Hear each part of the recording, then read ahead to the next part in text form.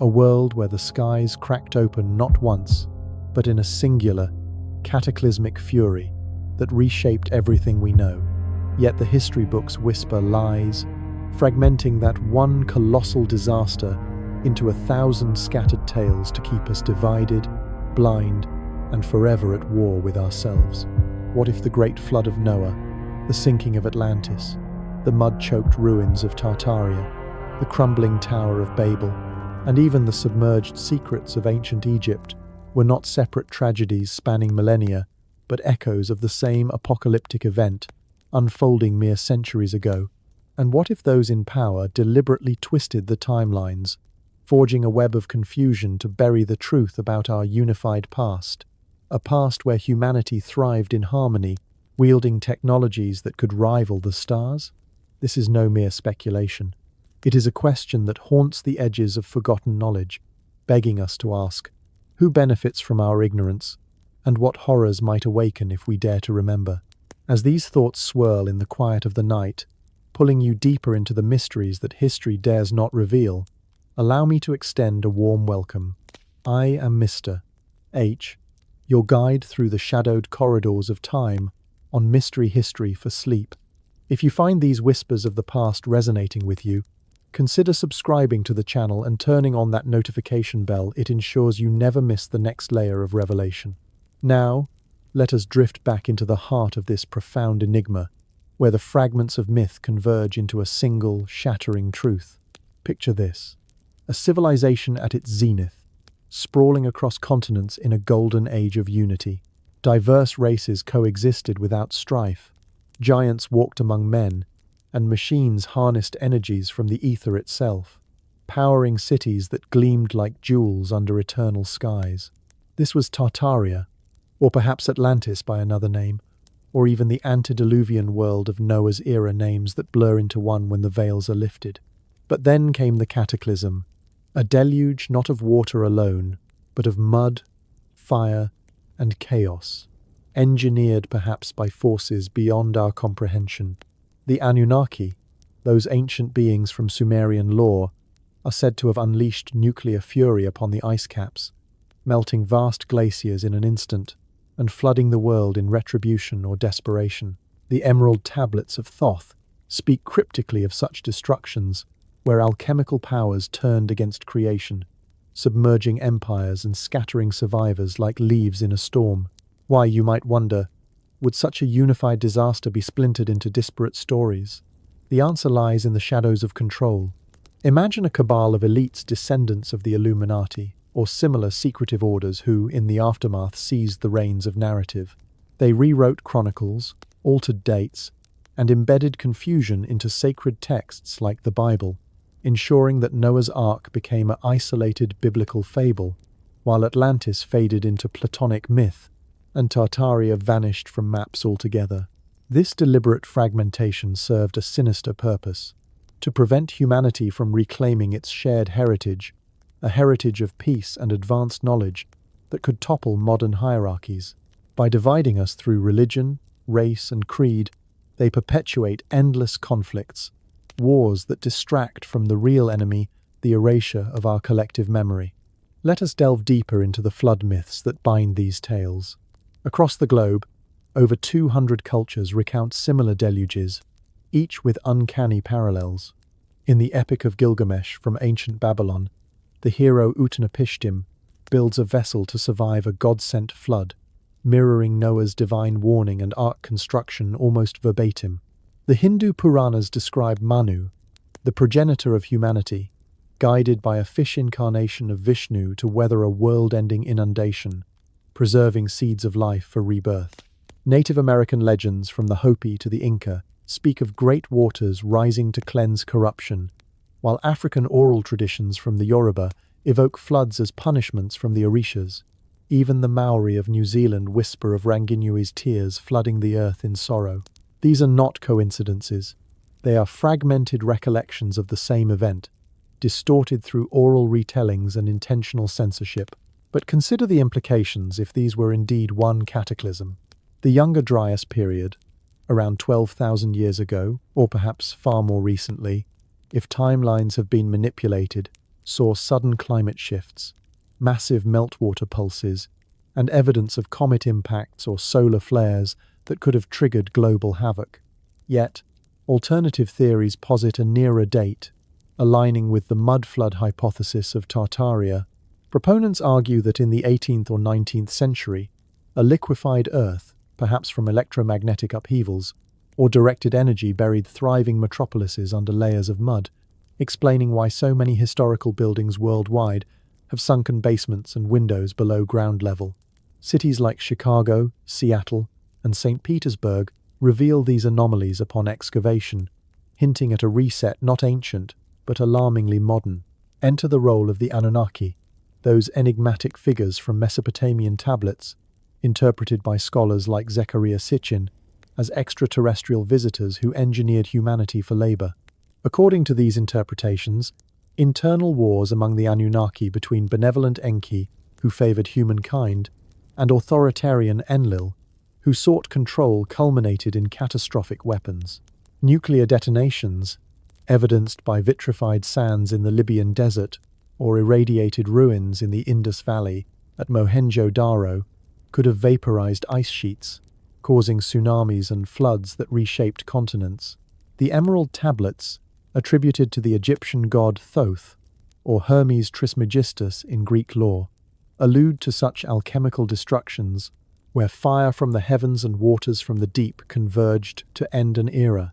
If these beings exist in our lineage, as some DNA anomalies suggest, then the cover-up extends to our very origins, a secret guarded by institutions like the Vatican or Smithsonian, accused of suppressing artifacts that challenge official narratives. This brings us to the Tower of Babel, not merely a biblical parable of hubris, but a metaphor for forbidden technology. In Genesis, humanity's unified language and ambition to reach the heavens provoked divine intervention, scattering tongues and peoples. Yet, if we decode it, the tower might represent rocketry or energy-harnessing devices, ziggurats as antennas drawing atmospheric power, a technology Tartaria allegedly mastered. The confusion of languages could symbolize post-cataclysm amnesia, induced perhaps by electromagnetic pulses or psychological warfare, ensuring survivors rebuilt in isolation, fostering divisions that persist today. Babylon's fall, then, was part of the same deluge, its hanging gardens and wonders swallowed by mud, just as Atlantis plunged into the sea. And Egypt? The pyramids, those monolithic sentinels, stand as testaments to pre-flood engineering, aligned with stars and possibly functioning as power plants or resonators. Erosion patterns on the Sphinx suggest water damage from a massive flood, post-dating their construction, aligning with the Cataclysm. Hieroglyphs in the Book of the Dead hint at a time of chaos when gods warred, flooding the Nile and beyond, erasing a golden age where pharaohs communed with celestial beings. Now, weave in the New World Order conspiracy. Modern elites, tracing lineages to these ancient manipulators, perpetuate the divide and conquer strategy.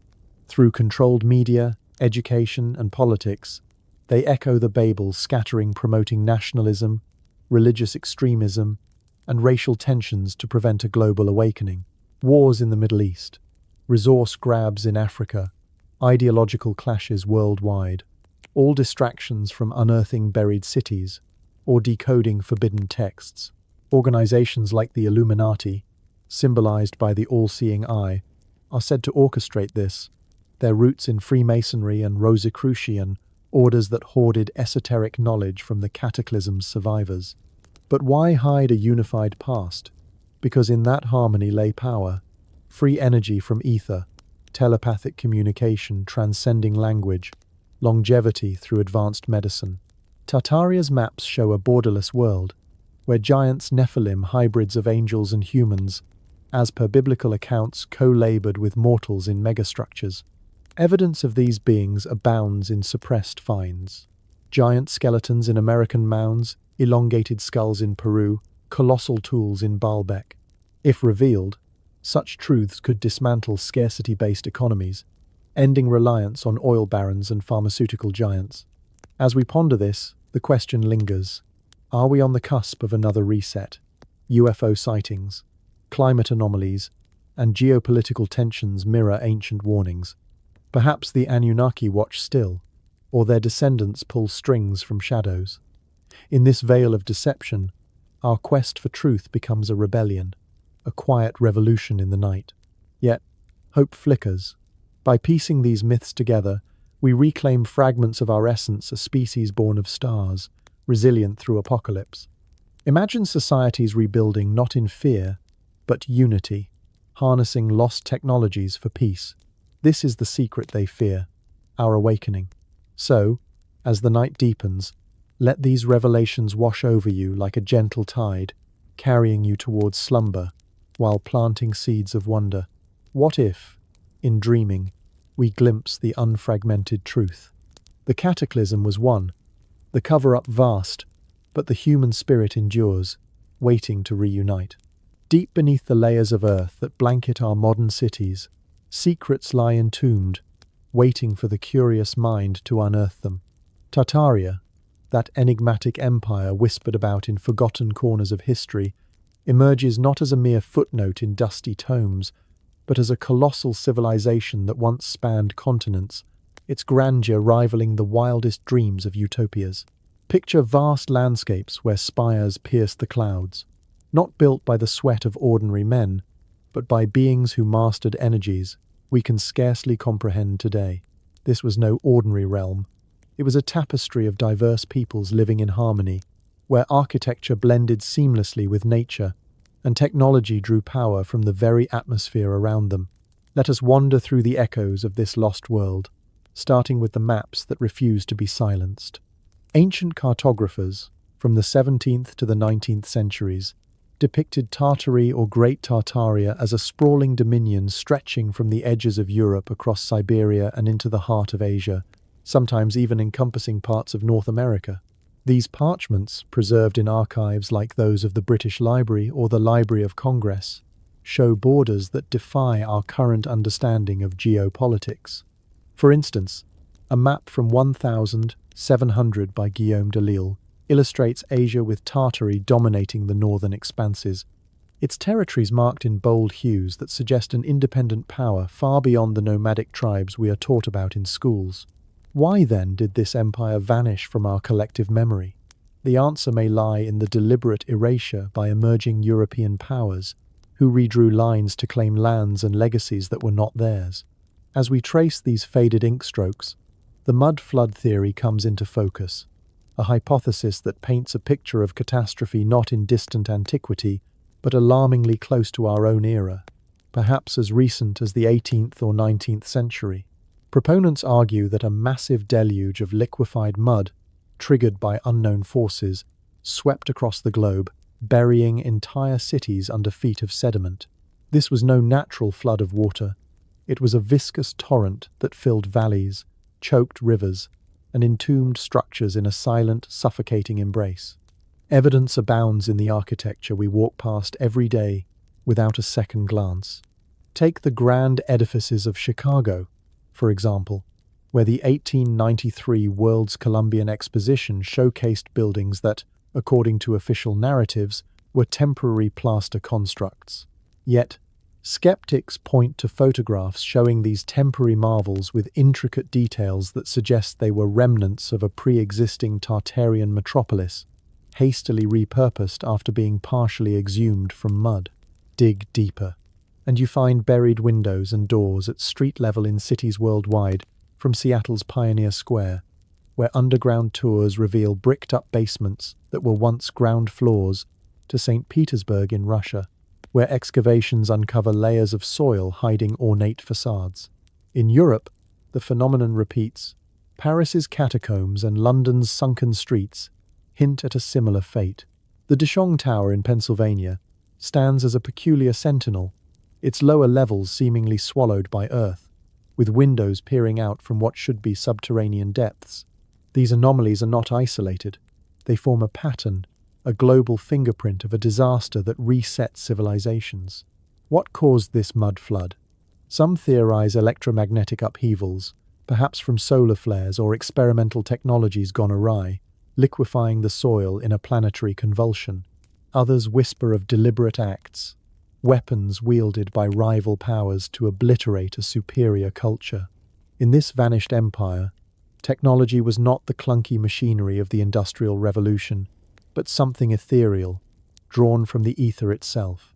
Tartarian structures often featured domes, spires, and obelisks that theorists believe acted as antennas, harvesting atmospheric electricity to power lights, heat, and even transportation without the need for wires or fuel. Imagine streets illuminated by perpetual glow, airships gliding silently overhead, and healing devices that mended bodies with vibrational frequencies. Evidence for this? Look to the elaborate World's Fairs of the late 19th century, like the Panama Pacific International Exposition in San Francisco in 1915. Official history claims these were built from scratch in mere months, but photographs reveal architectural sophistication, intricate mosaics, colossal statues, and engineering feats that defy the timelines. Conspiracy circles suggest these were excavated Tartarian ruins, cleaned up and presented as new to mask the true origins. The people of Tartaria add another layer of intrigue. This was a multi-ethnic haven where races mingled without the divisions that plague us now. Maps label regions like Muscovite Tartary or Chinese Tartary, implying a federation of cultures under a unified banner. But among them walked giants, beings of extraordinary stature, 15 to 30 feet tall, according to suppressed accounts. These Nephilim-like figures, drawn from biblical lore and echoed in global myths, are said to have constructed the megalithic wonders we attribute to lesser hands.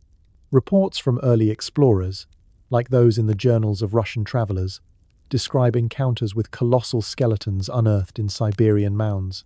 In America, 19th century newspapers chronicled finds of giant bones in Ohio's burial sites, only for them to disappear into the vaults of institutions like the Smithsonian, allegedly to uphold Darwinian narratives that exclude such anomalies. Why the cover-up? The threads lead to powerful entities, the Russian Empire, the Vatican, and emerging industrialists who coveted Tartarian innovations.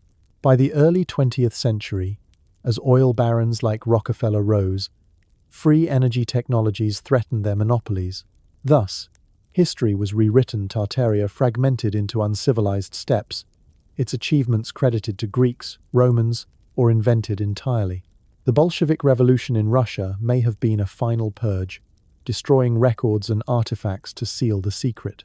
Even today, satellite imagery reveals star forts, geometric bastions scattered across continents that Tartaria theorists claim were energy amplifiers, not mere defenses. From Fort Monroe in Virginia to the star-shaped citadels in France, these structures align with ley lines, suggesting a global grid of power that once connected humanity. As we sift through these buried truths, questions multiply like shadows in a dimly lit chamber. How did a civilization so advanced succumb to mud? Was it environmental cataclysm or sabotage from within? Accounts from indigenous oral histories, such as those of Siberian shamans, speak of great shaking and earth-swallowing cities, aligning with geological evidence of sudden sediment deposits. In North America, Native American legends of the Old Ones who built immense mounds mirror Tartarian tales. Even in Australia, Aboriginal Dreamtime stories of flooded lands echo the theme. This interconnected web suggests Tartaria was not isolated but part of a worldwide network, perhaps trading with Atlantis or Mu, lost continents that suffered similar fates. The architectural fingerprints are undeniable. Consider the ornate capitals and columns found in colonial buildings across the Americas, styles that predate European arrival by centuries, according to some carbon datings quietly ignored. In Brazil, the ruins of São Paulo's old districts show windows below sidewalks, as if the city sank overnight. In Asia, ancient Chinese texts refer to Dechin or Great Qin, sometimes interpreted as a Western empire that could be Tartarian influence. The Silk Road, often romanticized as a trade route, may have been a Tartarian highway, lined with now-buried way stations powered by lost tech. Giants, too, weave through this narrative with tantalizing clues. Peruvian elongated skulls, Egyptian depictions of oversized pharaohs, and African folklore of towering ancestors all point to a race of builders whose proportions explain the scale of megaliths, like Baalbek's trilithon stones, weighing over 1,000 tons each. If Tartarians included these beings, living in harmony with smaller humans, their society must have been one of profound equity, free from the hierarchies that define our world. Yet, post-flood, survivors were scattered, their knowledge fragmented, leading to the myths we cherish today. This exploration of Tartaria leaves us pondering the fragility of history itself. What other empires lie beneath our feet, waiting for a spade or a storm to reveal them? As the mud settles in our minds, one cannot help but wonder if the forces that buried Tartaria were not earthly at all, but celestial visitors like the Anunnaki, whose wars might have triggered the deluge that changed everything. As you lie there, letting these mysteries swirl in the quiet of your night, where are you listening from, dear explorer? Is it a starlit evening in a bustling city, or a dawn breaking over a tranquil countryside? What hour does your clock whisper as you ponder these lost worlds? In the shadowed annals of Sumerian clay tablets, etched with cuneiform scripts that have whispered secrets across millennia, emerges a pantheon of beings whose actions may have scorched the very cradle of civilization. The Anunnaki, those enigmatic figures from Mesopotamian lore, stand at the center of a narrative that blurs the line between myth and forbidden history, suggesting not just divine interventions but cataclysmic wars waged with forces akin to our modern nuclear arsenals. Let us embark on this journey not as passive observers, but as detectives piecing together fragments of a cosmic puzzle where gods walked among mortals, engineering fates that echo in our DNA and the ruins beneath our feet. Consider the origins of these celestial visitors, as posited by Zecharia Sitchin, whose exhaustive translations of ancient texts paint a vivid portrait of extraterrestrial pioneers. According to Sitchin, the Anunnaki hailed from a rogue planet called Nibiru, the 12th celestial body in our solar system, orbiting on an elongated path that brings it near Earth every 3,600 years. Driven by a desperate need to repair their atmosphere, depleted by environmental crises, they descended upon our world around 450,000 years ago, mining gold to create a protective shield of nanoparticles. But their ambitions extended beyond extraction. Facing labor shortages in the harsh African mines, they turned to genetic alchemy.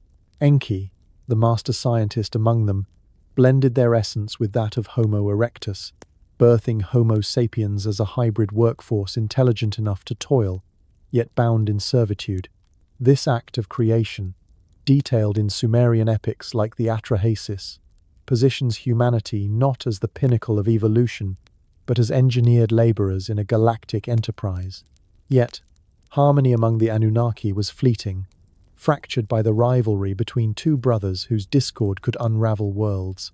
Enlil, the stern enforcer of order, Lord of the Winds and commander of the Earth mission, viewed humans as a necessary evil, a tool to be discarded when no longer useful. His counterpart, Enki, god of waters and wisdom, harbored a paternal affection for his creations, often defying protocols to nurture and protect them.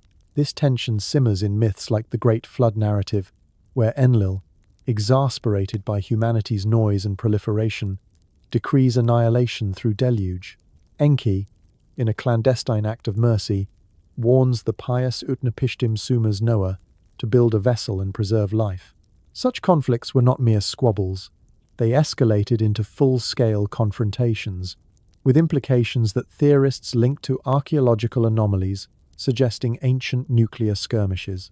Delve into the emerald tablets of Thoth, those cryptic emerald plates attributed to the Egyptian sage who bridged realms of knowledge, and the connections deepen.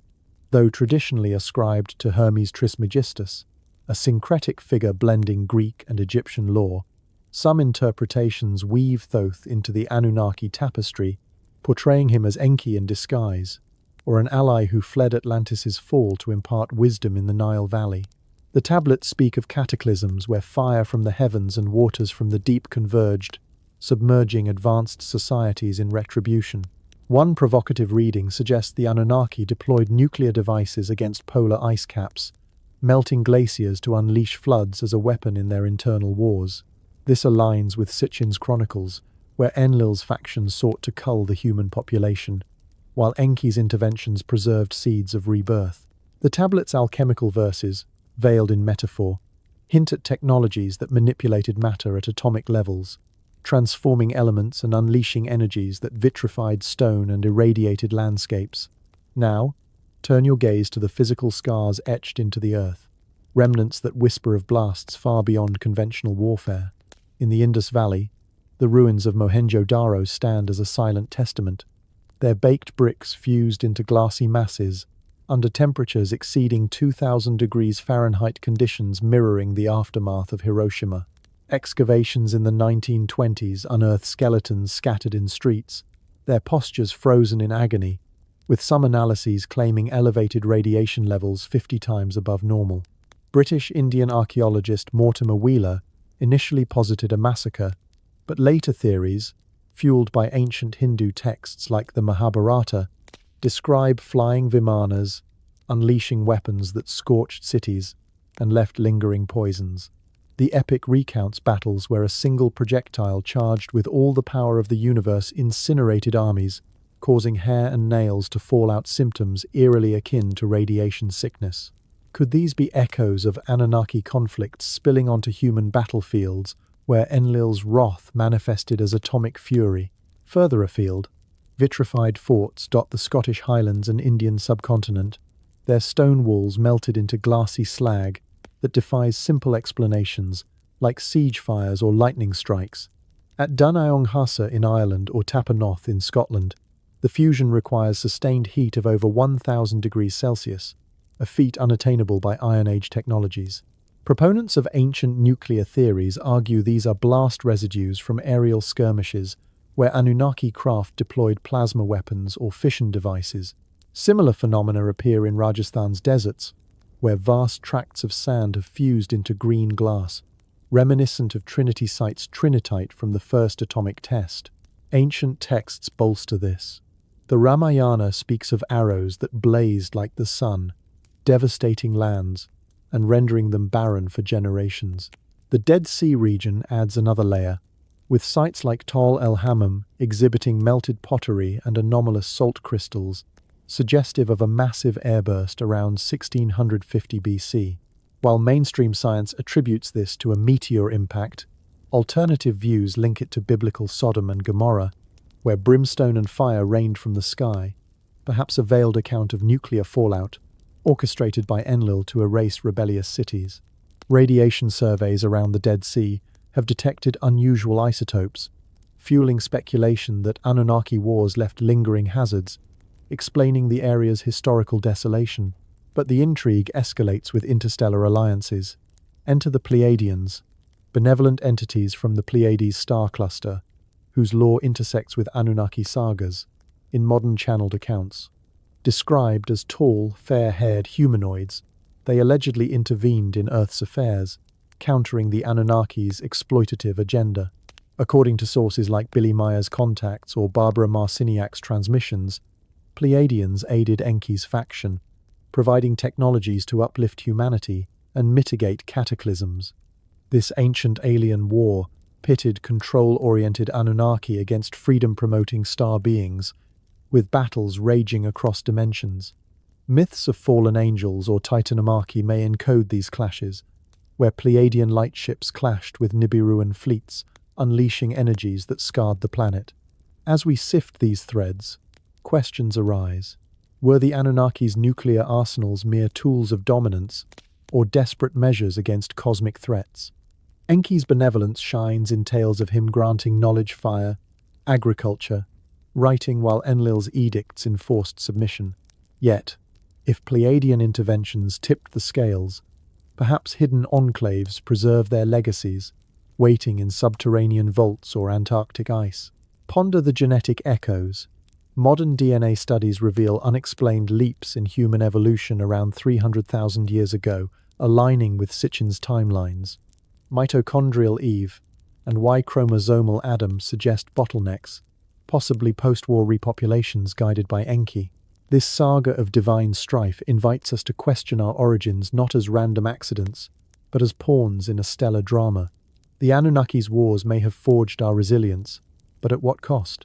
As shadows lengthen over these revelations, one wonders if the floods that followed were not just water, but waves erasing evidence of a submerged paradise like Atlantis, where survivors carried the flames of forbidden knowledge.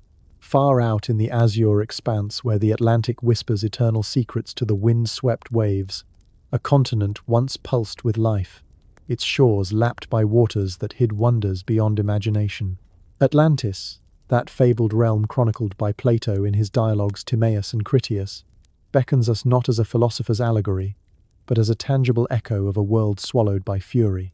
Plato's account, drawn from Egyptian priests via Solon, describes Atlantis as a naval powerhouse 9,000 years before his time, around 11,500 years ago by our reckoning, positioned beyond the Pillars of Hercules, what we now call the Strait of Gibraltar. This island continent, larger than Libya and Asia combined, boasted concentric rings of land and sea, engineered harbours, and temples adorned with orichalcum, a mythical metal gleaming like fire. Its people, descendants of Poseidon and the mortal Cleito, wielded advanced metallurgy, agriculture, and military might, conquering parts of Europe and Africa before hubris led to their downfall. In a single day and night of catastrophe, earthquakes and floods devoured the land, leaving only mud shoals where ships once sailed. But was this mere moral fable, or a veiled record of real events? As we plunge deeper, geological clues surface like bubbles from the abyss. The Younger Dryas period, an abrupt climatic reversal from 12,800 to 11,700 years ago, offers a compelling link. This era saw temperatures plummet, ice sheets advance anew, and megafauna vanish en masse, possibly triggered by a comet swarm impacting North America and Europe. Proponents of the Younger Dryas impact hypothesis, like geologist James Kennett, cite nanodiamonds, iridium spikes, and black mats in sediment cores as evidence of extraterrestrial bombardment, causing meltwater floods and atmospheric soot that blocked sunlight. Could this cosmic barrage have toppled Atlantis? Some theorists argue yes, positing that Plato's timeline was distorted through oral transmission, Egyptian years perhaps meaning lunar months, compressing the date to align with the Younger Dryas cataclysm. Venturing into underwater realms, tangible remnants tease at Atlantis's existence. Off the Bahamas lies Bimini Road, a submerged formation of rectangular limestone blocks discovered in 1968 by divers. Spanning half a mile, these pavement stones align in a J shape, suggesting man-made construction rather than natural beach rock, as skeptics claim. Edgar Cayce, the sleeping prophet, predicted in the 1930s that Atlantis would rise near Bimini around 1968 or 69, a prophecy eerily fulfilled by this find. Core samples reveal tool marks and alignments with ancient solstice points, hinting at a harbour or ceremonial path from a pre-Dryas civilization. Further north, the Carolina Bays over 500,000 elliptical depressions scarring the US. East coast may be impact craters from the comet barrage, their orientations pointing to a Canadian epicenter, with shock waves and tsunamis potentially inundating Atlantic coastlines. In Turkey's Lake Van, another aquatic puzzle unfolds. Submerged ruins, including a massive castle-like structure detected by sonar, date back millennia, with walls and steps preserved under alkaline waters. Local legends speak of a flooded city akin to Atlantis, and geological surveys link the site's submergence to rising lake levels post-Ice Age, possibly exacerbated by Dryas floods. Artifacts like Urartian cuneiform tablets nearby echo tales of advanced societies, blending with Plato's descriptions of hierarchical kings and bull sacrifices. These sites, scattered like breadcrumbs across oceans, suggest Atlantis was no isolated isle, but part of a global network, perhaps intertwined with Tartaria's expansive domain, where mud floods mirrored oceanic engulfments. What of the technologies that propelled this sunken utopia? Atlantis's lore brims with innovations. Flying machines, or Vimanas in cross-cultural echoes from Indian Vedas, crystal-based energy systems that powered cities without combustion, and seismic engineering that harnessed Earth's vibrations. Theorists like Graham Hancock propose that survivors of the Dryas Cataclysm seeded civilizations worldwide, carrying blueprints for pyramids and megaliths. The orichalcum mentioned by Plato may have been a copper alloy with piezoelectric properties, generating electricity from pressure akin to modern quartz watches, but scaled for societal use. Underwater anomalies, such as the Yonaguni Monument off Japan, with its terraced steps and right angles, fuel speculation of similar tech in a Pacific counterpart, Lemuria, destroyed in tandem. Conspiracy lenses sharpen the intrigue, framing Atlantis's demise as orchestrated sabotage. If this continent housed free energy crystals, drawing power from ley lines or atmospheric ions, it threatened cosmic overlords like the Anunnaki, who might have engineered the comet strike to suppress human ascension. Illuminati precursors, guarding esoteric knowledge, allegedly suppressed maps and artifacts post-sinking, ensuring technologies remained buried. Spanish coast discoveries, like concentric walls off Cadiz detected by satellite in 2011, align with Plato's layout and tie into the Dryas hypothesis, suggesting a European outpost raised by impacts. Why else would ancient texts, from Aztec codices to Greek scrolls, uniformly decry hubris leading to watery graves, if not to encode warnings against reclaiming lost powers? As our dive ascends towards surface light, cultural parallels ripple outward. Egyptian priests told Solon of Atlantis's aggression against their forebears, mirroring Sumerian tales of warring gods. The Hopi of Arizona recount emerging from a flooded third world, while Maori legends describe a sunken homeland, Hawaii. These global motifs, sunken paradises punished for overreach, suggest a shared memory of the Dryas deluge, fragmented by migration and time. Marine archaeology bolsters this. Sunken cities off India's Gulf of Cambay, with artifacts dating to 9000 BC, exhibit urban planning, predating known civilizations, potentially Atlantean outposts submerged by rising seas. Yet, doubts linger like undercurrents. Mainstream scholars dismiss Atlantis as Plato's invention to illustrate ideal states, with no direct archaeological proof. The Younger Dryas, while real, is often attributed to oceanic circulation shutdowns rather than comets, though mounting evidence like Greenland ice cores showing platinum spikes challenges this. Still, the allure persists. If Atlantis thrived with crystal tech, its fall explains the Dark Ages post-Dryas, where knowledge regressed before rebounding in Egypt and Mesopotamia. Imagine, then, the ocean's embrace not as destroyer, but preserver guarding relics until technology allows retrieval. Deep-sea drones now map anomalies like the Baltic Sea object, a circular formation with staircases, evoking Atlantean rings. As climate shifts expose more coastlines, what treasures might emerge? This submerged saga of Atlantis leaves us buoyant with wonder, yet tethered to deeper mysteries. If its crystals once lit the night, could their echoes power our future, or summon the next cataclysm akin to Babel's tower, where ambition invites divine wrath?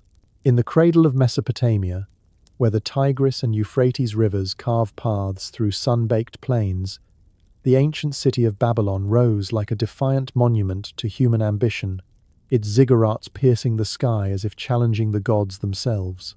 But what if the most famous of these structures, the Tower of Babel, was no mere architectural folly, no simple stack of bricks reaching for divine approval? What if it concealed a blueprint for something far more explosive, literally a metaphor for rocket technology, a launch pad disguised in myth, engineered by beings who traversed the stars?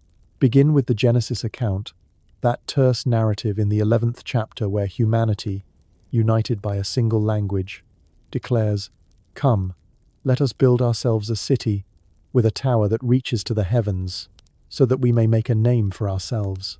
Divine intervention follows, confusion of tongues, scattering of peoples, an abrupt halt to progress. Traditional interpretations frame this as a cautionary tale against pride, a divine curb on collective hubris. Yet, peel back the veneer, and anomalies emerge. The Hebrew word migdal, translated as tower, implies a fortified structure, but in Sumerian contexts, Babylon's cultural forebears, it evokes stepped pyramids, or etemanki, meaning house of the foundation of heaven and earth. Etemenanki, the historical ziggurat in Babylon, dedicated to Marduk, stood about 300 feet tall, a seven-tiered behemoth with a summit shrine. Was this just a temple, or a prototype for ascension, a staging ground for vehicles that could breach the atmosphere?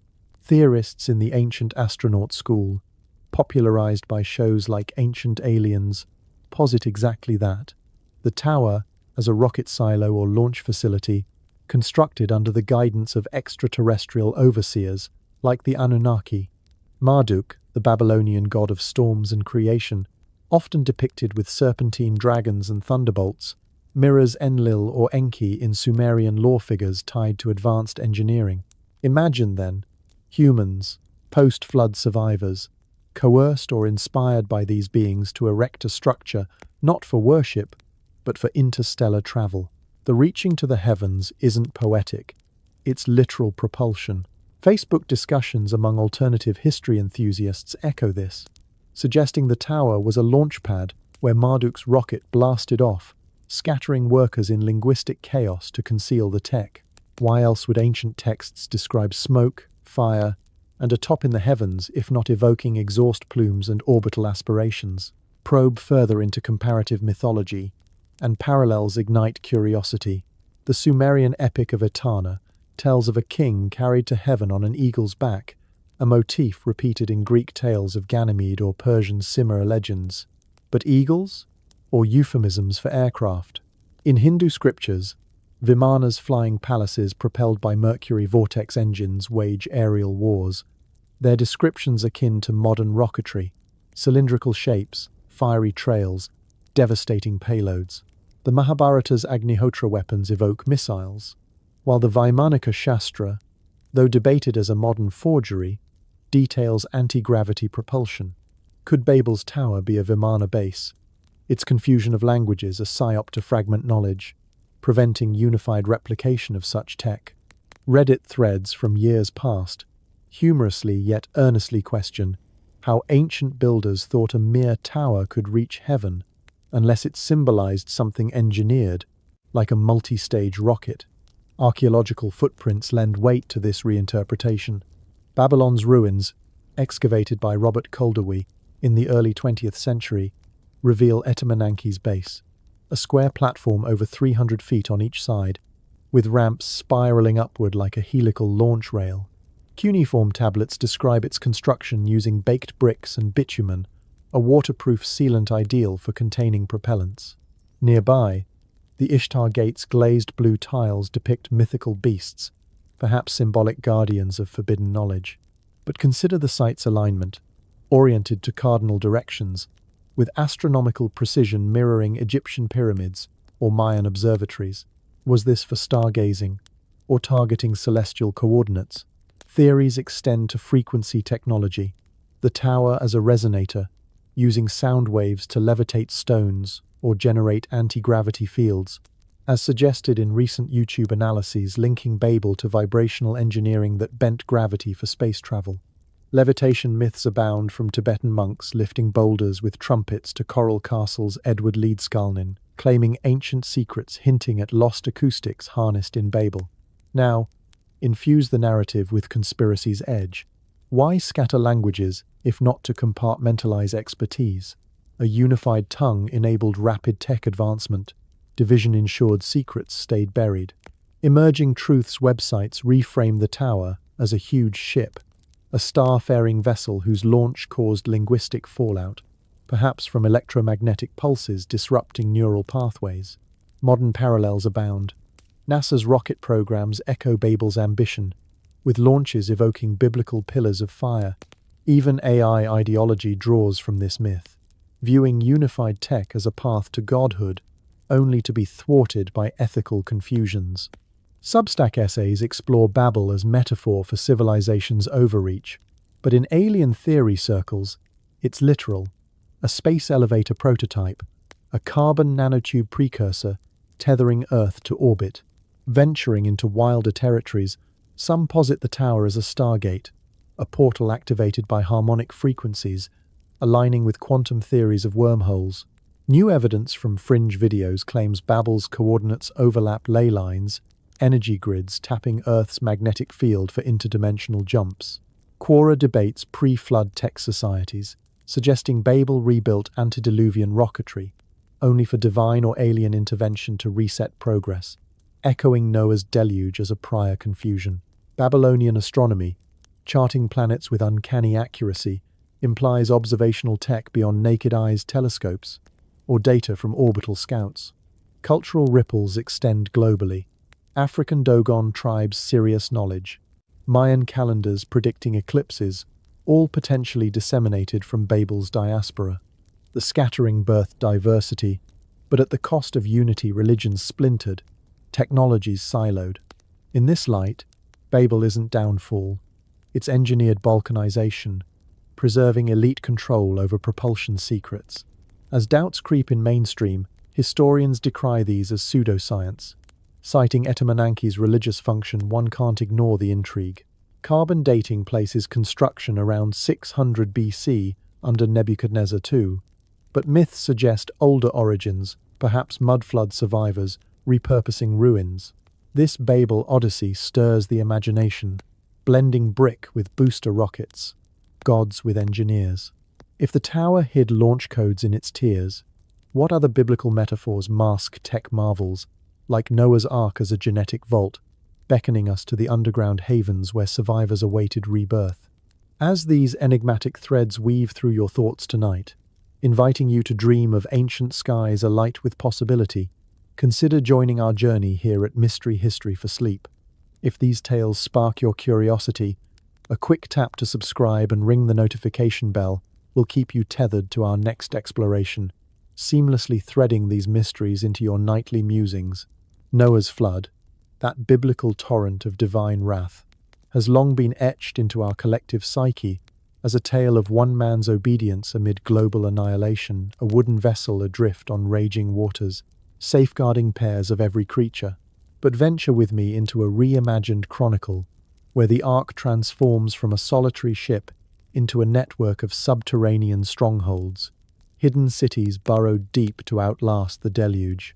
These underground realms, scattered across the globe like forgotten veins in the planet's body, challenge us to rethink survival itself, not as a voyage across waves, but a descent into the womb of the world, where hibernation and ingenuity preserved life against apocalyptic odds.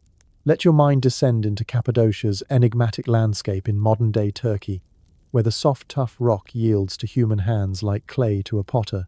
Here lies Derinkuyu, an underground metropolis discovered in the 1,960 seconds, plunging 18 levels deep, over 200 feet into the earth, and capable of sheltering 20,000 souls, complete with livestock, granaries, and even wine presses. Imagine narrow tunnels snaking through ventilated chambers, massive millstone doors rolling shut to seal invaders out, and wells tapping hidden aquifers for fresh water. Built perhaps as early as the 8th century BC by the Phrygians or Hittites, Derinkuyu wasn't just a hideout from marauders. Its design screams long-term habitation, with schools, churches, and stables suggesting a self-sustaining ecosystem. Could this be a remnant of Noah's strategy? Theories abound that such cities were pre-flood bunkers, where selected families entered a state of suspended hibernation, induced by ancient herbs or technologies to weather the storm. The Epic of Gilgamesh, Sumeria's precursor to the biblical flood, hints at similar preparations, with Utnapishtim advised to abandon possessions and Kr. As we tunnel further, Göbekli Tepe emerges as another puzzle piece, perched on a Turkish hilltop, but hinting at deeper secrets.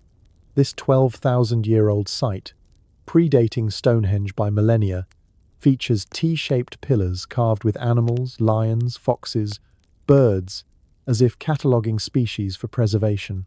Buried deliberately under tons of soil around 10,000 BC, just after the Younger Dryas Cataclysm, it raises eyebrows. Was this an above-ground Ark blueprint? A temple where shamans orchestrated the migration underground? Radiocarbon dating places its construction amid massive climate shifts, when comet fragments may have pummeled Earth, triggering floods and ice melt. Proponents of alternative timelines suggest Göbekli Tepe's carvings encode flood survival strategies, with enclosures resembling gene banks where seeds and DNA were stored. Nearby underground dwellings in the region, like those in Keimakli, connect via miles of tunnels, forming a vast network that could have housed entire communities in cryogenic-like stasis, their bodies cooled in constant subterranean temperatures to mimic hibernation. Shift your perspective to the slopes of Mount Ararat, where the Durupuna Formation, a boat-shaped anomaly discovered in 1959, stirs endless debate. Measuring about 500 feet long, matching Genesis's arc dimensions, this geological oddity of basalt and limestone has been scanned with ground-penetrating radar, revealing internal compartments. Ron Wyatt's controversial excavations in the 1,980 seconds claimed petrified wood and metal rivets, though mainstream science dismisses it as a natural landslide.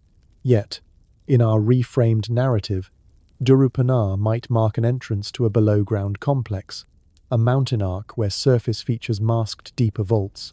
Turkish folklore speaks of hidden caves on Ararat housing ancient relics, and seismic surveys hint at voids beneath. If Noah's mission was preservation, these underground arcs, insulated from tsunamis and mudflows, offered perfect havens, with natural filtration systems recycling air and water for months or years. Expand the map beyond Turkey, and subterranean echoes resound worldwide, weaving a global tapestry of flood-proof sanctuaries. In Malta's hypogeum of Al Saflieni, a three-level necropolis from 4000 BC, acoustic chambers amplify voices to trance-inducing levels, perhaps used for rituals inducing sleep states. Peruvian chulpas, tower-like tombs, connect to underground passages where mummies were preserved in fetal positions, symbolizing rebirth post-cataclysm. Even North America's Lovelock Cave in Nevada yielded giant skeletons and duck decoys, tied to Paiute legends of red-haired giants fleeing a great flood into caverns. These sites share motifs: ventilation shafts mimicking chimneys, food storage silos, and defensive mechanisms like booby traps.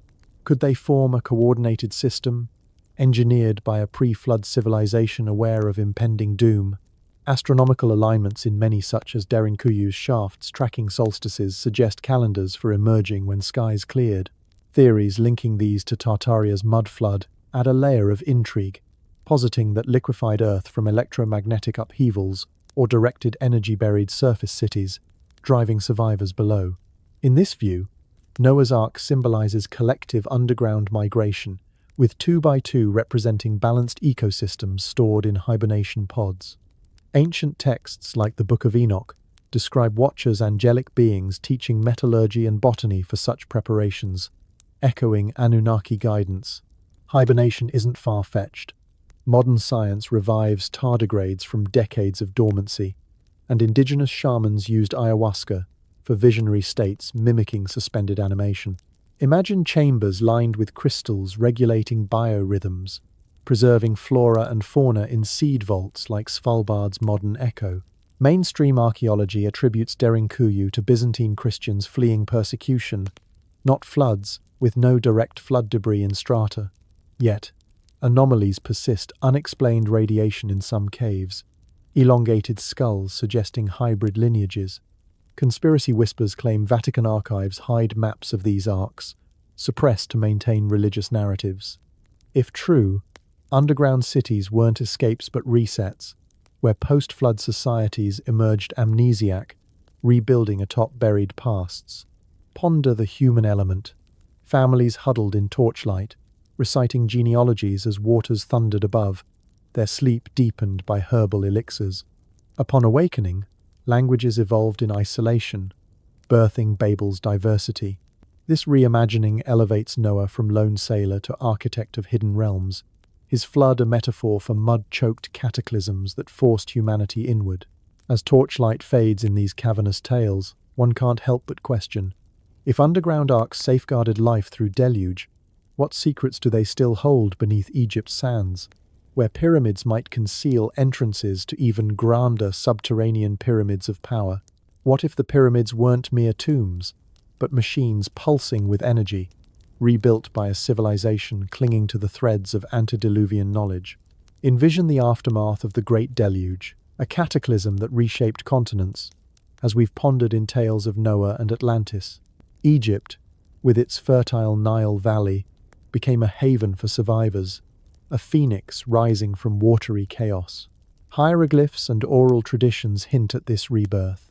The god Thoth, scribe of the heavens, is said to have descended to restore order, imparting wisdom that would echo through the ages.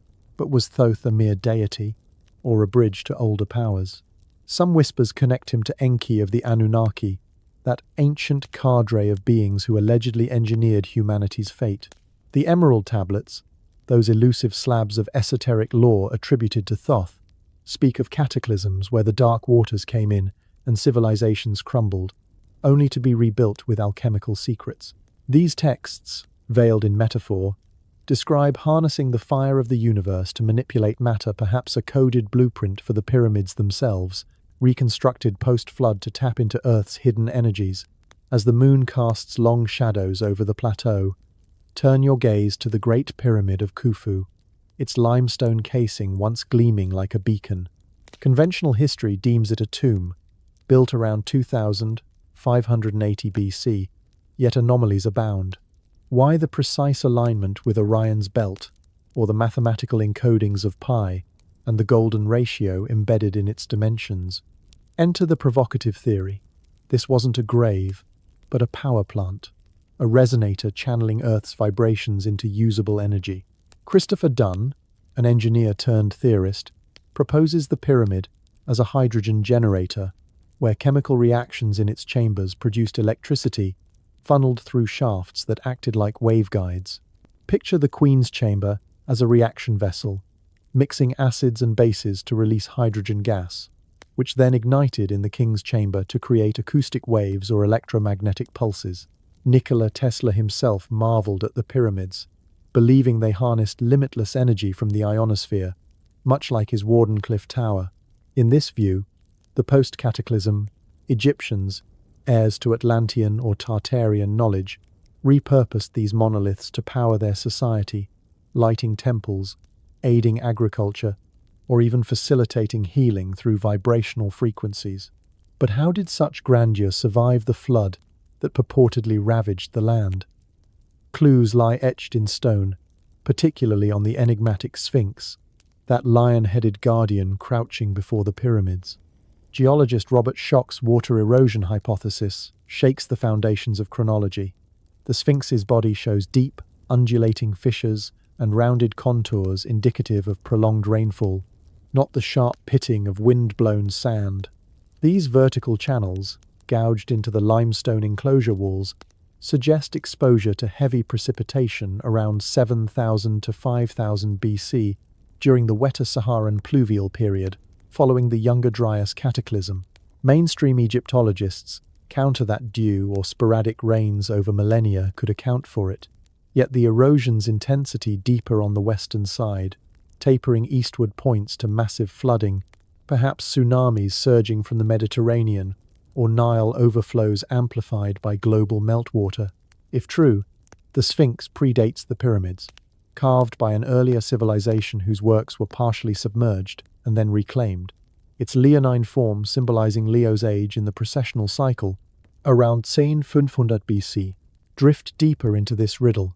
The pharaohs themselves, those god-kings who oversaw the pyramids' construction or restoration, were they mere mortals, or descendants of the Anunnaki, carrying extraterrestrial bloodlines through the flood survivors?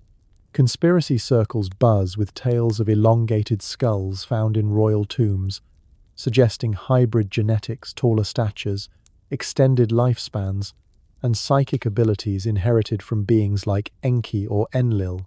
Akhenaten, with his unusual physique and monotheistic revolution, is often cited as evidence, his elongated head and androgynous form mirroring Syrian or reptilian traits in Anunnaki lore. These rulers, it's whispered, guarded alchemical knowledge from the Emerald Tablets, using pyramid energies for immortality rituals or to control the masses. The Book of the Dead, with its spells for navigating the afterlife, might encode post-cataclysm survival tech vibrational codes to attune the soul to higher frequencies, evading the chaos that drowned predecessors. Consider the pyramid's internal architecture, a labyrinth of shafts and chambers that defies tomb logic, The Grand Gallery, with its corbelled ceiling and precise acoustics, could amplify sound waves to generate piezoelectric effects in quartz-laden granite, converting pressure into electricity. Explorations reveal hidden voids, like the 9-meter corridor discovered in 2023 via muon tomography, hinting at undiscovered rooms where energy devices might lie dormant. And the subterranean chamber, delving below the bedrock, taps into aquifers, perhaps channeling water for electrolytic processes in Dunn's hydrogen model. Post-Cataclysm, as floodwaters receded, these structures could have stabilized the Nile's floods, powering irrigation or even anti-gravity tech for lifting stones, echoes of levitation lore in ancient texts. Yet, shadows of destruction linger. The emerald tablets warn of great wars among the gods, where Anunnaki factions clashed, unleashing forces that cracked the earth. Did rival powers sabotage Egypt's resurgence, flooding the land anew to bury forbidden knowledge? Erosion on the Sphinx's base, with its water-worn gullies, supports this. Not gradual wear, but cataclysmic inundation, eroding softer strata while sparing harder ones. Graham Hancock and others argue this pushes Egyptian civilization back millennia, aligning with Plato's Atlantis tales of a drowned advanced society influencing the Nile's rebirth. The pharaoh's divine claims descended from Ra or Osiris might mask Anunnaki heritage, with obelisks and temples as antennas in a global energy grid. Elongated skulls from Paracas to Egyptian nobility suggest genetic anomalies, perhaps engineered for enhanced cognition to wield pyramid powers. Alchemy, central to Thoth's teachings, could be the key, transmuting base elements into gold or elixirs, powered by pyramid-generated fields. Yet, why conceal this? Perhaps to maintain control, as post-flood societies fragmented, with elites hoarding tech to rule as gods. As night deepens over the desert, these enigmas lull us. Were the pyramids beacons of hope amid ruin, or tools of dominion? The sands hold more, from hidden chambers to lost tablets, teasing truths that could rewrite our origins. As you rest beneath the stars, letting these ancient riddles drift through your mind like a gentle Nile breeze, consider exploring our playlist, Lost Civilizations, on Mystery History for Sleep. It's a tranquil journey through more vanished worlds, waiting to unfold in your quiet moments, if you feel drawn to dive deeper. This Egyptian odyssey stirs visions of colossal beings striding the Nile, but if pharaohs carried Anunnaki blood, what of the giants whispered in myths, whose footprints might lead us to Nephilim echoes in the next veil of history? Tonight, let us meander through the mists of myth and the corridors of concealed evidence, pondering the Nephilim, those colossal figures whispered about in sacred texts, their footprints allegedly stamped across continents, only to be swept away by the brooms of officialdom. Were they mere metaphors for human folly, or flesh and bone giants whose existence challenges the very pillars of our understanding? In the book of Genesis, chapter 6, we encounter these enigmatic sons of God, who descended upon the daughters of men, begetting heroes of old, men of renown. The Hebrew term Nephilim translates to fallen ones or giants, evoking images of beings 15 to 30 feet tall, wielding strength that could fell cedars or reshape mountains. The Book of Enoch, an apocryphal text revered in Ethiopian Orthodoxy, expands this tale. These watchers, angelic rebels led by figures like Azazel and Semjaza, taught forbidden arts, metallurgy, astrology, warfare before their hybrid offspring ravaged the earth, prompting the Great Flood as divine retribution. But why relegate them to allegory? Cross-cultural echoes suggest otherwise. Greek titans clashing with Olympians, Norse Jotun frost giants, Hindu deities battling devas, all portraying oversized humanoids locked in cosmic strife. Native American lore from the Paiute speaks of red-haired Sete-Ka giants in Nevada's Lovelock Cave, cannibals defeated and burned, their oversized artifacts unearthed in the early 20th century. Even African Zulu myths recount the Nzimba, towering ancestors who shaped the land. These parallels aren't coincidences. They hint at a shared ancestral memory, a global diaspora of giants scattered by cataclysm. Now, let us sift through the sands of time for tangible traces, those elusive bones that fuel endless speculation. In the 19th century, American newspapers brimmed with reports of colossal skeletons unearthed during westward expansion. The New York Times in 1885 described a 7-foot skeleton in a Wisconsin mound, accompanied by copper tools. Ohio's burial sites yielded 8-foot remains with double rows of teeth, as chronicled in historical gazettes. Richard Dewhurst's book, The Ancient Giants Who Ruled America, compiles hundreds of such accounts, from Missouri's 12-foot warriors to California's 9-foot mummies with red hair, suggesting a pre-Columbian race of titans who built earthworks and mined copper. Beyond America, China's Jiaojia village revealed 5,000-year-old skeletons, averaging 6 feet 3 inches giants, by ancient standards buried with jade and pottery, implying elite status. Ecuador's giants of the Amazon legends align with oversized axes found in the region, while Sardinia's neuralgic culture left statues of 9-foot warriors. These discoveries tease at a worldwide phenomenon, where giants weren't anomalies but rulers, architects of megaliths like Baalbek's 1,000-ton stones, unattributable to ordinary humans.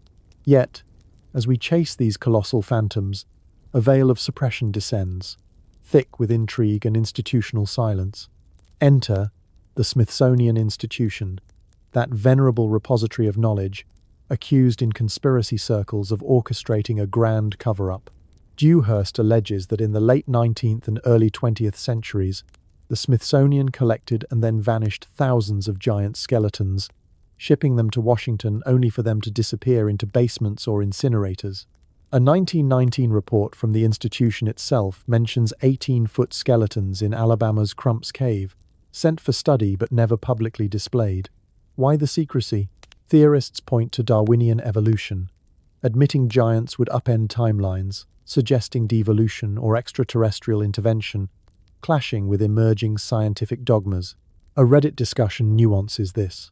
While not a full cover-up, the Smithsonian did reclassify or misplace anomalous finds to fit narratives, perhaps influenced by funding from elites wary of biblical validations.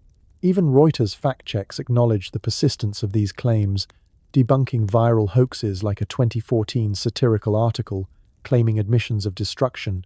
Yet the myth endures, fueled by declassified documents, hinting at classified anthropology. Delve into the genetic enigma, and the Nephilim transform from myth to potential hybrid reality. Tied to the Anunnaki, these giants are posited as offspring of alien visitors and humans, their elongated skulls and robust frames, echoing Paracas mummies in Peru or Egyptian nobility like Akhenaten. DNA anomalies, unexplained H-negative blood factors, extra vertebrae suggest non-terrestrial lineage. In hidden history, they coexisted in Tartaria's harmonious empire, builders of star forts and energy grids, until cataclysms like the Mud Flood buried their legacy. Native legends from Hopi to Cherokee describe star people descending, birthing giants who taught agriculture before vanishing. A recent political twist. Right-wing narratives link Smithsonian disdain to anti-biblical agendas, claiming giants prove Genesis literalism. But counterpoints abound. Wikipedia catalogues many giant reports as hoaxes, like the Cardiff giant of 1969, a carved gypsum fraud. Skeletal misidentifications, from mastodon bones to tall but human remains, explain others. Reddit historians debunk Smithsonian myths, noting no evidence of systematic destruction, just poor record-keeping in early days. Still, the allure persists. Vatican archives, too, allegedly hoard giant relics, as per recent social media buzz, guarding Enochian texts that detail their fall. In Nevada's Lovelock Cave, 1911 excavations uncovered 7-foot skeletons with red hair, artifacts like oversized sandals, though debated as Paiute exaggerations. These threads weave into our prior explorations.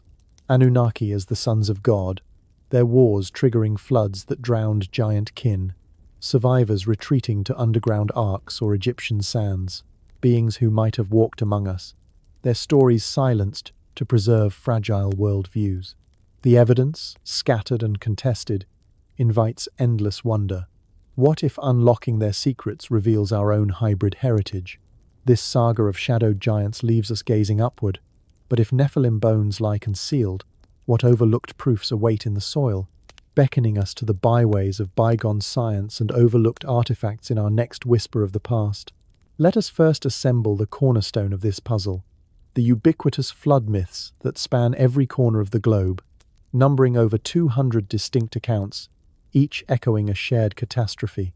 From the Epic of Gilgamesh in ancient Mesopotamia, where Utnapishtim survives a god-ordained inundation, to the Hindu Puranas detailing Manu's ark-like vessel pulled by a divine fish, these stories aren't isolated folklore but potential oral records of real events. James Perloff's analysis reveals that 95% of these myths describe a global flood, often with survivors in boats preserving life amid divine wrath or natural fury. Scientifically, this aligns with evidence from the Younger Dryas period, a sudden climatic snap around 12,000 years ago, marked by massive meltwater pulses from retreating ice sheets that could have caused widespread flooding. Geologists point to marine fossils atop mountains, like those in the Himalayas or Andes, as remnants of ancient seabeds thrust upward by tectonics, but flood theorists argue these indicate rapid submersion and uplift during a cataclysm. Massive fossil graveyards, such as the Burgess Shale or Karoo Basin, preserve exquisite soft-bodied creatures in sudden burial layers, suggesting catastrophic sediment deposition rather than gradual accumulation. Even mainstream sources like the Smithsonian acknowledge sedimentary layers worldwide that hint at megafloods, though they attribute them to localized events during the last ice age. Yet, why do cultures from Tibet to the Maori of New Zealand recount similar deluges, complete with arks and rainbow covenants? Adrian Mayer theorizes these stem from ancient observations of fossilized marine life far inland, inspiring tales of oceanic invasions. In Tibet, geologists have linked folk stories of great floods to actual landscapes scarred by ancient tsunamis or glacial outbursts, blending myth with geology in ways that suggest a unified event distorted through time. Skeptics like those on Reddit forums counter that no geological evidence supports a single global flood, citing insufficient water volumes and layered strata showing multiple eras. But flood geology proponents highlight exquisite preservation in fossil records, soft tissues intact as proof of rapid, watery entombment, not millions of years of slow decay. This mosaic piece alone invites us to wonder, if over 200 cultures independently preserved flood memories, could they all stem from one cataclysm, fragmented by migration and memory? Shifting our gaze to the scorched enigmas of vitrified stones, we encounter ruins where rocks have melted like wax under impossible heat, defying conventional explanations. Over 60 ancient forts in Scotland, such as Dun Aonghasa or Tapanoth, exhibit walls fused into glassy slag, requiring temperatures over 1,000 degrees Celsius far beyond what Iron Age bonfires could achieve. Skeptoid explores these vitrified forts, noting their glassy texture results from intense, sustained heat, perhaps from deliberate firing or unknown weapons. A nature study reproduces this melting, suggesting acoustic or chemical methods, but alternative theories link it to ancient nuclear blasts or plasma discharges during cataclysms. In India, Mohenjo-Daro's ruins show similar vitrification, with bricks melted on one side as if by a directional explosion, fueling claims of atomic warfare in the Mahabharata. World-building forums debunk nuclear theories, attributing vitrification to controlled fires for fortification, yet geochemical evidence from Scottish sites indicates rapid, uneven melting, inconsistent with bonfires. Thermoluminescence dating places some vitrification from the late 3rd millennium BC to the 1st millennium AD, overlapping with proposed cataclysm timelines. A project using these forts as analogues for nuclear waste glasses highlights their durability, implying ancient tech mimicking modern vitrification processes. Briganti's Nation notes the wide dating spread, from 700 BC to 900 AD, suggesting multiple events or a prolonged phenomenon. An urban experiment in 2018 recreated vitrification, confirming high temperatures but leaving the original cause mysterious. These glassy scars, scattered from Europe to Asia, pose a riddle. Were they battle remnants of psychic or technological wars, their heat signatures overlooked in favor of mundane interpretations? Now, consider the buried buildings that dot modern cities, silent witnesses to a possible mud flood that entombed entire levels beneath sediment. The mud flood theory posits a global deluge of liquefied earth in the 18th or 19th century, burying Tartarian architecture under feet of mud. Evidence includes sunken windows at street level in Chicago, Seattle, and St. Petersburg, where basements appear as former ground floors. Medium articles highlight strange tunnels and staircase anomalies as proof of sudden burial, not gradual urban development. A Reddit discussion ties this to Younger Dryas floods, with mud deposits over ancient sites. Proponents cite brownstones with submerged entrances and world fairs repurposing excavated ruins. Discover magazine notes, Tartaria's mud floods buried the empire, leaving standing structures as evidence. YouTube videos explore these anomalies, questioning official explanations like raised street levels for sewage. A LinkedIn post on mud flood theory lists buried buildings worldwide as archaeological proof. Facebook groups share images of excavated sites, claiming electromagnetic upheavals caused the liquefaction. Skeptics argue natural sedimentation or urban planning accounts for it, but the uniformity across continents intrigues. This buried layer, often ignored in digs, could rewrite timelines if examined as cataclysm debris. Delving into the contentious realm of giant bones, we confront allegations of institutional cover-ups that have silenced evidence of Nephilim-like beings. Smithsonian Magazine reports giants in China, with 5,000-year-old skeletons over 6 feet, but conspiracy theorists claim far larger finds were suppressed. Wikipedia notes persistent myths of Smithsonian destroying giant skeletons to uphold evolution. Reuters fact-checks debunk viral claims of thousands destroyed, tracing them to satirical articles. Snopes confirms a 2014 hoax about Supreme Court orders revealing cover-ups. Richard Dewhurst's book compiles newspaper reports of 8 to 12-foot skeletons vanishing into Smithsonian vaults. A New Republic article links right-wing hatred of the Smithsonian to these giant myths, blending politics with pseudoscience. YouTube videos explore the conspiracy, citing 1919 reports of 18-foot bones. Amazon's book, On Ancient Giants, alleges 150-year suppression. Reddit debunks as racial brain collection apologies misapplied, but the persistence of accounts fuels doubt. If real, these bones suggest pre-flood giants, overlooked to maintain historical orthodoxy. Finally, the ethereal notion of psychic wars between Atlantis and Lemuria adds a metaphysical dimension, where mental energies allegedly triggered physical destructions leading to mud floods. Facebook groups describe Lemurians and Atlanteans clashing in vibrational battles that sank both lands. A Medium post details Lemuria as a feminine water nation versus Atlantis's masculine tech, their conflict causing continental shifts. YouTube videos pit Atlantis against Lemuria in wars over 10,000 years ago, tied to Anunnaki influence. Edgar Case's psychic readings predict Atlantis rising, linking it to Lemurian conflicts. Wikipedia traces Lemuria to a debunked zoological theory, but esoteric circles see it as a real continent. Big Think explores flood myths' origins, potentially from such wars. Quora debates Atlantis and Lemuria as distinct, with psychic battles in lore.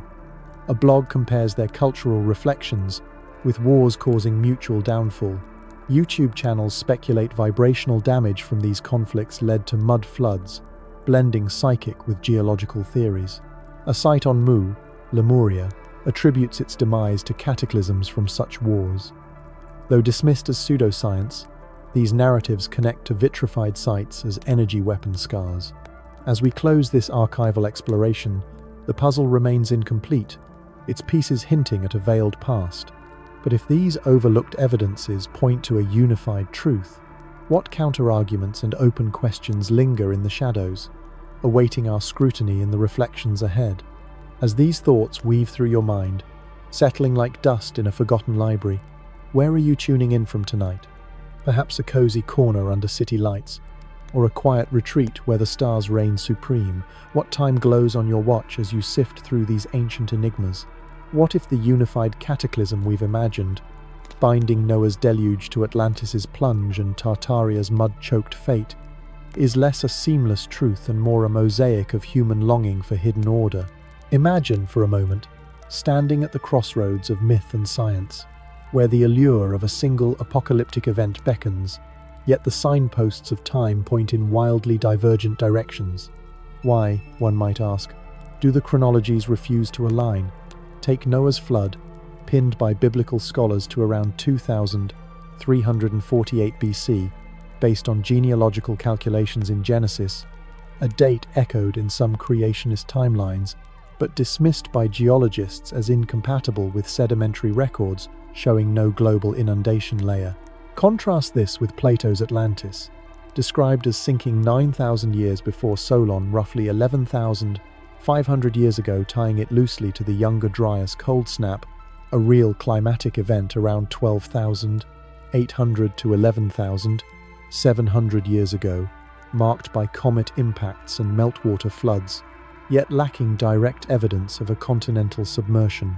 Then there's Tartaria's purported mud flood, often dated to the 18th or 19th century by conspiracy enthusiasts, who cite buried building levels as proof of a recent reset. But why the vast gaps? Could these be separate echoes of local disasters, amplified through oral traditions into universal tales, rather than fragments of one cataclysm? The Epic of Gilgamesh, predating the Bible by centuries, recounts a Mesopotamian flood around 2,900 BC, while Hindu Puranas place Manu's deluge in a cyclical timeline, spanning eons, disparities that suggest cultural borrowing or independent inventions inspired by real, but regional, floods like those from glacial lake outbursts or tsunamis. As I ponder this, a whisper arises. Might the mismatches stem from distorted transmissions, where lunar months were mistaken for solar years, or priestly records embellished for moral emphasis? Yet, science offers a sobering lens. No uniform global flood deposit exists in ice cores, ocean sediments, or tree rings, which would scream of such an event if it were singular and recent. Delving into the heart of these theories, the mud flood hypothesis invites particular skepticism. Its claims of a liquefied Earth burying Tartaria's grandeur under sediment, sounding poetic yet crumbling under scrutiny. Proponents point to sunken windows in 19th century buildings across Chicago, or Seattle, as evidence of a cataclysmic overlay, but urban historians counter with practical explanations. Streets were raised for sewage systems, flood control, or to combat disease in low-lying areas, a well-documented process in cities like Boston's Back Bay reclamation. Tartaria itself, far from a lost utopia of giants and free energy, was simply a cartographic term for vast, unexplored regions of Central Asia and Siberia on old maps, a placeholder for the unknown rather than a suppressed empire. Conspiracy circles weave in World's Fairs as repurposed ruins, but records show these were temporary plaster constructs, dismantled post-event, not excavated relics. The theory's allure lies in its romantic rebellion against official history, yet it falters on geological grounds. No widespread mud layers from the 1800s appear in soil cores, and electromagnetic upheavals proposed as triggers lack empirical support, dismissed as pseudoscience akin to flat Earth claims. One can't help but muse. If such a reset occurred so recently, why no survivor accounts or photographic evidence from the era's burgeoning technology? The gaps tease at fabrication, perhaps born from 19th century nationalism or modern disillusionment with authority. Turning to the fiery spectre of ancient nuclear wars, where Anunnaki allegedly unleashed atomic fury, the narrative captivates with its sci-fi flair but wilts under scientific fire. Vitrified forts in Scotland or melted sands in Mohenjo-Daro are cited as blast residues, yet archaeologists attribute Scottish vitrification to intentional firing for structural strength, reproducible in experiments with wood fuels reaching 1,000 degrees Celsius. Mohenjo-Daro's irradiated skeletons stem from misinterpretations. Radiation levels are normal, and fused bricks likely result from kiln accidents or invasions with fire arrows, not nukes. Zecharia Sitchin's Anunnaki translations, foundational to these theories, face harsh critique from Sumerologists like Michael Heiser, who argue Sitchin misconstrued cuneiform, turning Anunnaki, Sumerian deities, into aliens from Nibiru, a planet unconfirmed by astronomy, its supposed 3,600-year orbit defying orbital mechanics.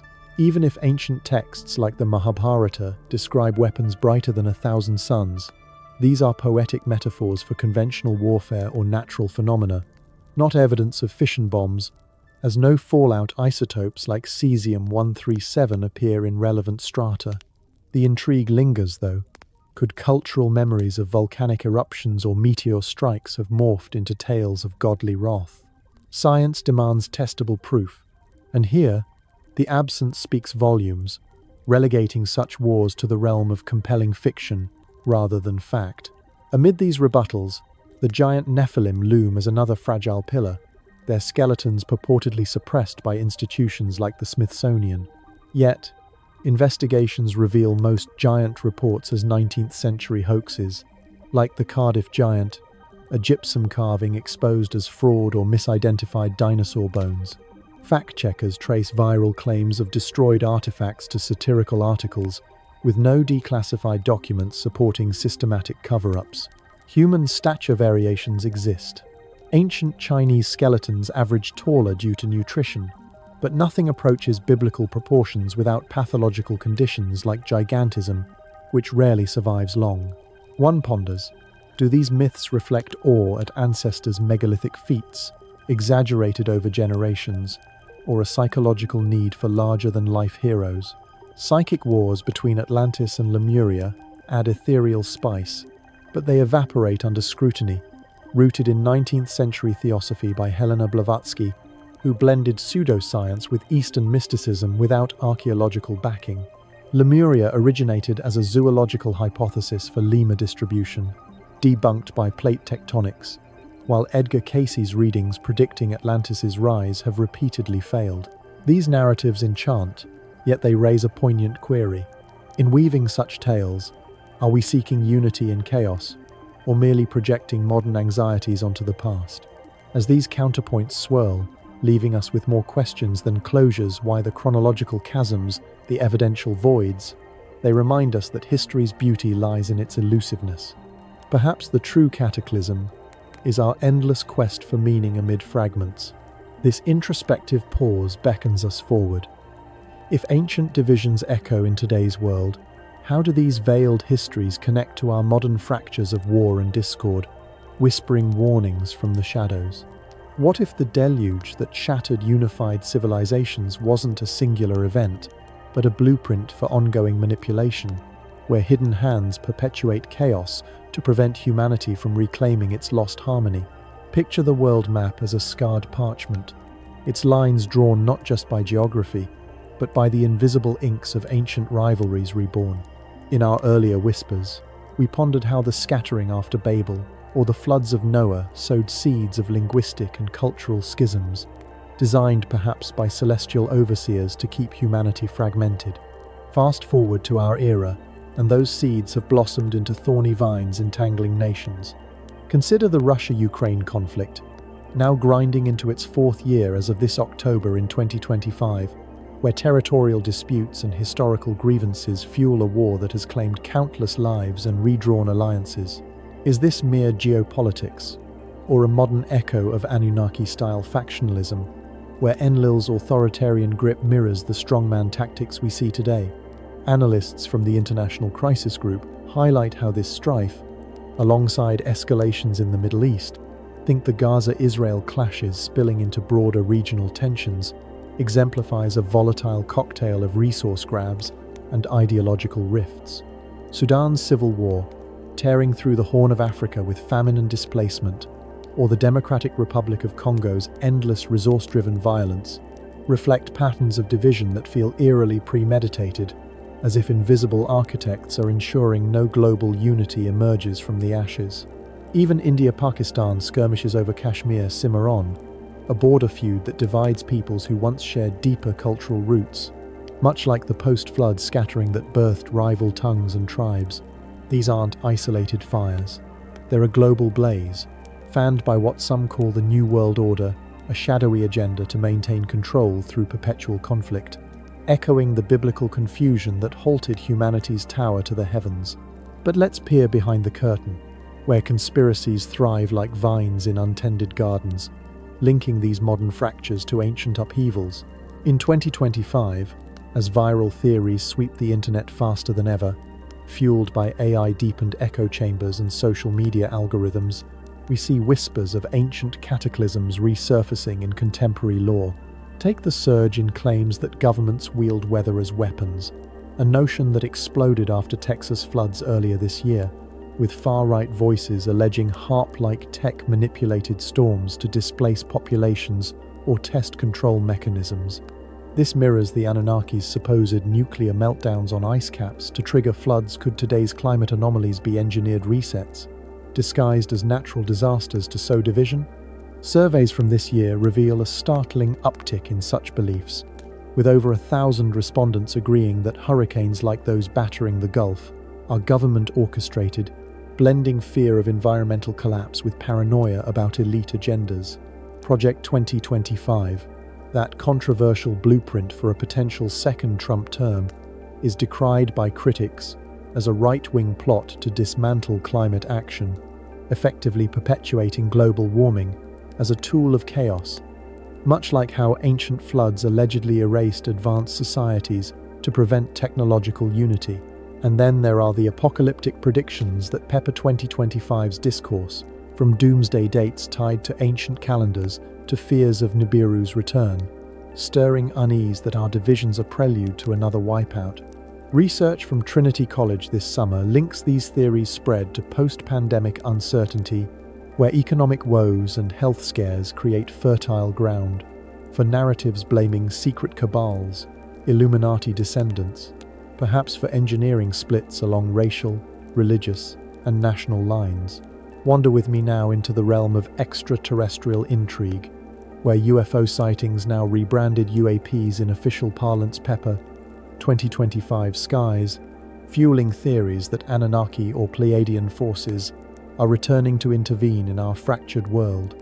Government disclosures, trickling out amid congressional hearings, hint at non-human craft, but skeptics cry psyop, a distraction from earthly wars like those in the Middle East, where drone swarms and cyber attacks blur lines between human and otherworldly conflict.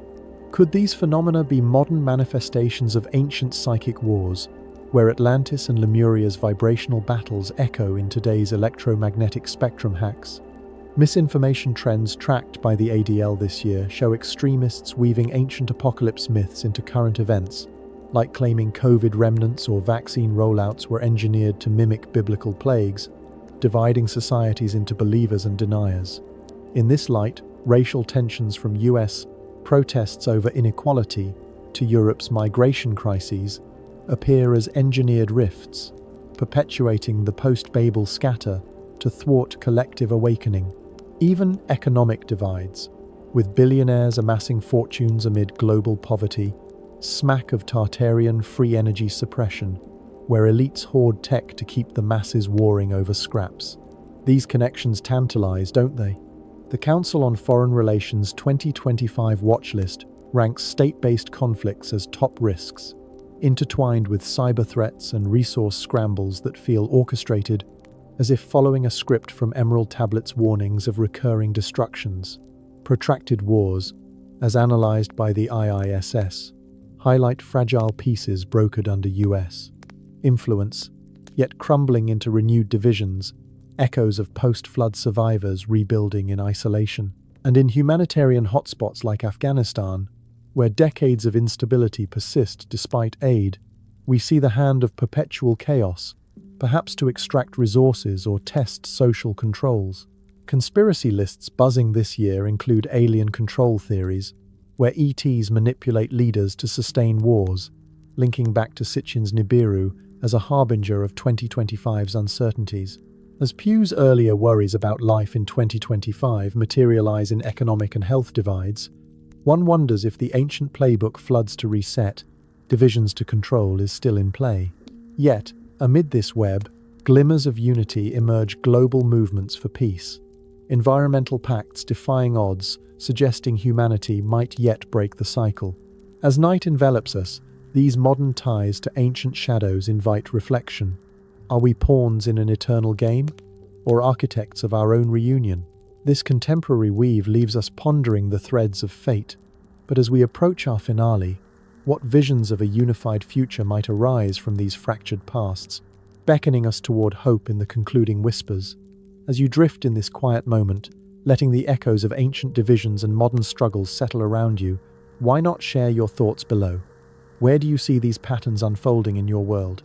And if you're enjoying these nighttime journeys with Mystery History for Sleep, a gentle click to subscribe and turn on notifications ensures you won't miss the next chapter, weaving effortlessly into your evening reflections. Good evening, seekers of the veiled. This is Mr. H, from Mystery History for Sleep, your steadfast guide through the labyrinths of time.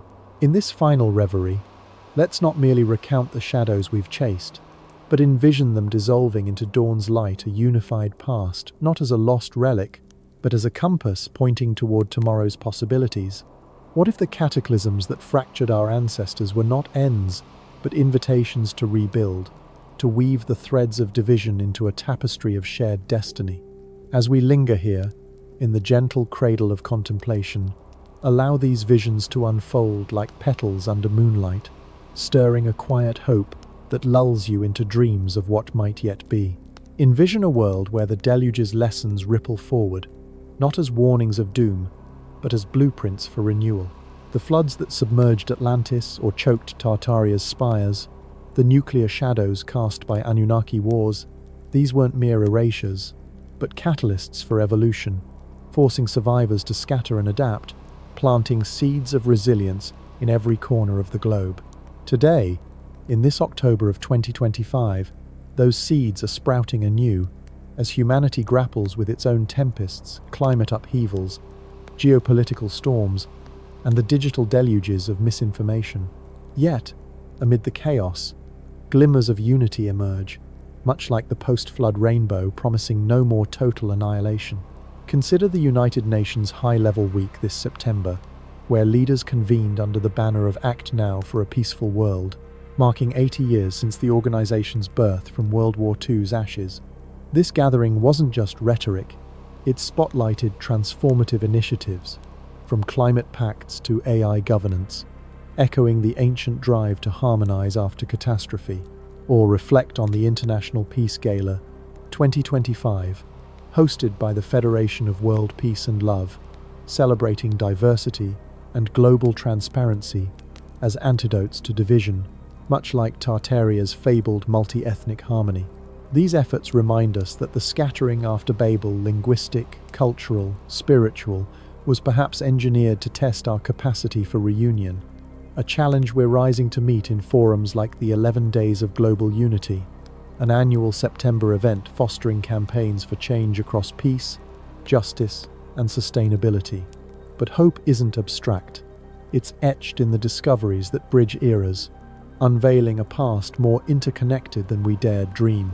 Just this month, archaeologists in Saudi Arabia unearthed 170 ancient rock engravings, including a 12,000-year-old carved face at Karahan Tepe, peering back at us from the dawn of civilization, hinting at shared human expressions across vast distances. In Israel, a 3,300-year-old Canaanite tomb at Yavne Yam reveals Egyptian ties through rare funerary artifacts, blurring borders between ancient empires and suggesting trade networks that prefigure our globalized world. And in Peru, the announcement of Pinico, a 3,500-year-old city in Barranca province, uncovers urban planning that rivals modern ingenuity, while Guatemala's La Blanca Mayan site, rescued from jungle oblivion, showcases architectural marvels that speak of resilient communities rebuilding after environmental shifts. These finds, emerging as if timed by fate, echo the underground Arks of Noah or the energy pyramids of Egypt, remnants of a unified era where knowledge flowed freely, now resurfacing to inspire us. In a 2,500-year-old tomb in Kazakhstan, treasures from the Alanian people offer glimpses of nomadic sophistication, unlooted and pristine, as if waiting for our era to appreciate their craftsmanship. Such revelations stir the soul. Could they be harbingers, unlocking technologies or wisdom to heal our present divides? Now, lift your gaze to the skies, where the mysteries deepen and hope takes flight. This year alone, over 2,000 UFO or UAP sightings have been reported worldwide, a surge that captivates and unites curious minds across borders. In New York, 66 encounters in the first half of 2025 describe orbs whizzing through the air, making impossible maneuvers that defy physics, prompting lawmakers to accuse the Pentagon of withholding truths about these phenomena.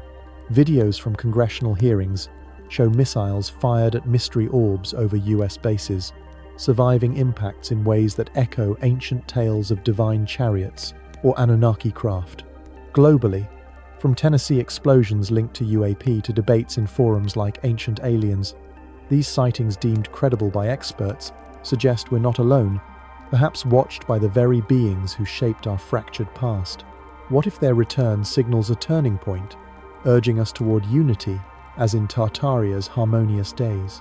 Recent X posts buzz with excitement, one historian unveiling archaeological faces that mirror extraterrestrial descriptions, another sharing engravings that could depict ancient contacts. Communities like Curiosity Origin celebrate ancient wonders, pondering lost technologies that could power a sustainable future, free from the wars that scar our present. In this tapestry, hope isn't passive, it's an active reclamation. The Global Peace Index, 2025, launched amid calls for multilateralism, ranks nations by peacefulness, urging us to mend fractures through collaboration on climate and security, much like post-Cataclysm survivors rebuilding in underground havens.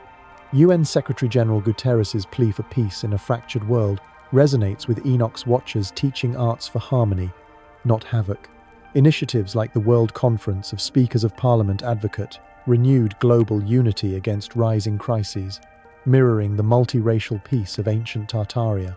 Even in digital realms, posts like those from Sherry or Eisvogel call for exploring mysteries together, fostering connections that transcend borders. As we approach United Nations Day this month, celebrating global cooperation, it's a moment to envision a future where the Nephilim's strength builds bridges, not barriers, and pyramid energies power equitable societies. Dear listeners, as the night enfolds you, carry this vision. A unified past isn't buried. It's alive in our choices, beckoning us to heal divisions through curiosity and compassion. The Cataclysms taught endurance. Now, let's author a legacy of light. Sleep well, and dream of the dawn where mysteries unite us all. This closing reverie stirs a final curiosity. If the past's unity whispers through today's discoveries, what personal revelation awaits you in tomorrow's quiet moments?